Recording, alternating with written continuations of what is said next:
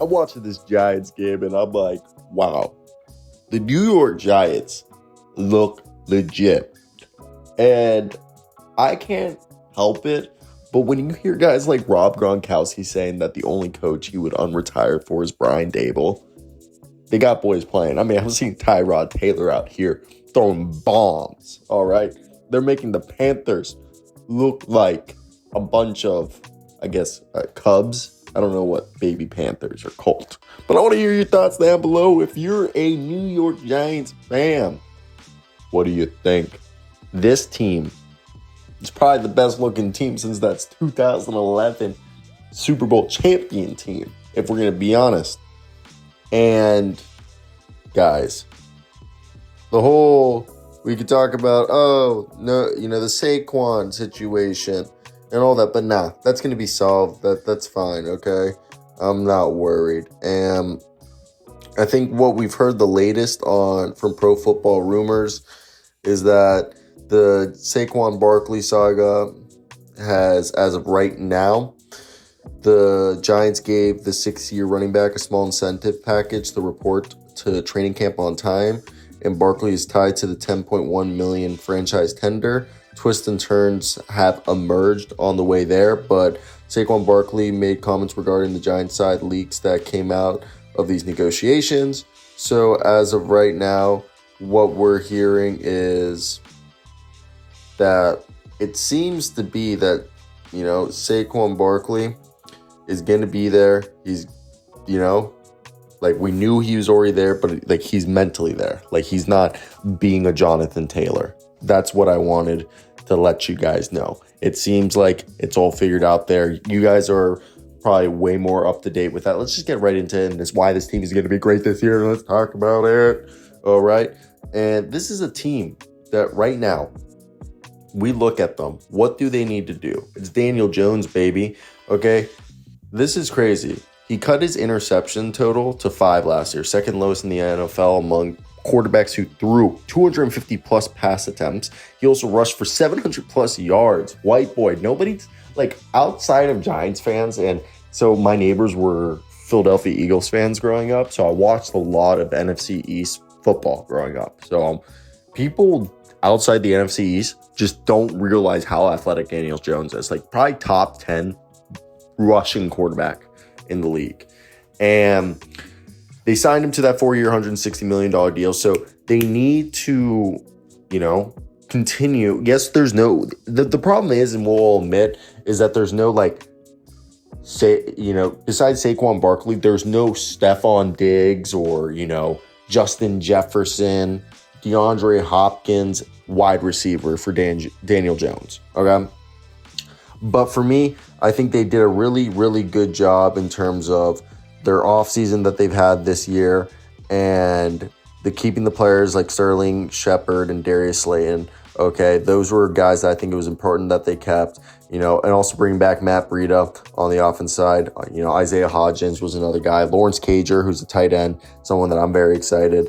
And they brought in Paris Campbell, who has potential. James Crowder, who, very, very solid guy that I've thought for a while could be one of the better slot receivers in the league. So I think they did a good job of filling out the roster. And then even drafting, Jalen Hyatt tonight against the Panthers. He had a great catch. So I think they have the right pieces to put Daniel Jones up on a pedestal. But again, this is a current roster that's comprised of Cole Beasley at the wide receiver position, of course. Cole Beasley, Paris Campbell, Jamison Crowder, Bryce Ford Wheaton, Isaiah Hodgins, Jalen Hyatt, Colin Johnson, Jaden Mickens, Khalil Pimpleton. Did you guys know, one of my favorite writers is named George Pimpleton? He wrote Paper Lions, and I forget what the other book is, but I want to write books like that and do what he did.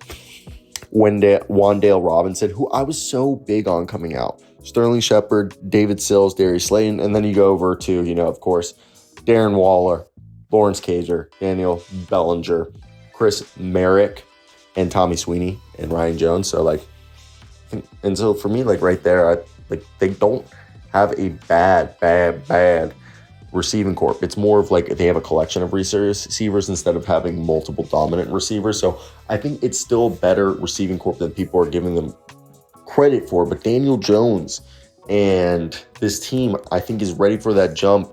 And I think continuity is a huge thing. And having Saquon Barkley, who he rushed for 1,300 yards, and he led the team in pass target 76.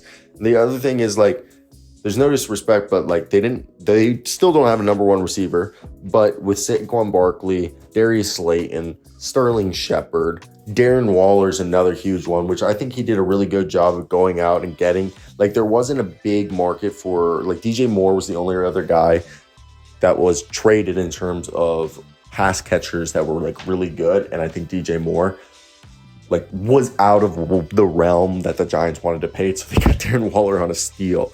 And yes, he's battled through some injuries, but Darren Waller, peak Darren Waller, over the last 5 years, there's only been 2 tight ends, maybe 3 tight ends that have been better than him. But there's an argument that it goes Travis Kelce, George Kittle, Darren Waller in the last 5 years. And then, go over to the defense, Kevon Thibodeau, he's going to be dope this year. Okay. We hope. But like I said, I think, getting rid of Kenny Golladay was huge. And the defense for us is going to be interesting. The offensive line will be fine. Again, the defense, I think, look, they went out and were able to replace, I think Bobby McCain is a good Julian Love replacement. And, Bobby and Jordan, Bobby's going to help out with the linebackers, and Ashawn Robinson on the D line. Same thing with Rakeem Nunez, Roaches. Also, Eric Gray looked pretty solid tonight too. Thick boy. Trey Hawkins III, Jordan Riley, Gavarius Owens, John Michael Schmitz, Deontay Banks, all solid draft picks, it seems like. So I'm actually I'm very excited to see what this team does. I think Dexter Lawrence, Leonard Williams, and just from a standpoint, I also like Tashawn Bauer, a guy who played at LSU, but he was on my Vikings. You guys know I'm a Vikings fan, so that's how I knew about him. I liked him on the Vikes. They got a deep, defensive back room. They also, I did not know Gerard Davis was on this team. I completely forgot, the guy who played for the Lions. So, again, guys, I think this is a good team. This is more us talking about the offense, but let me hear your thoughts.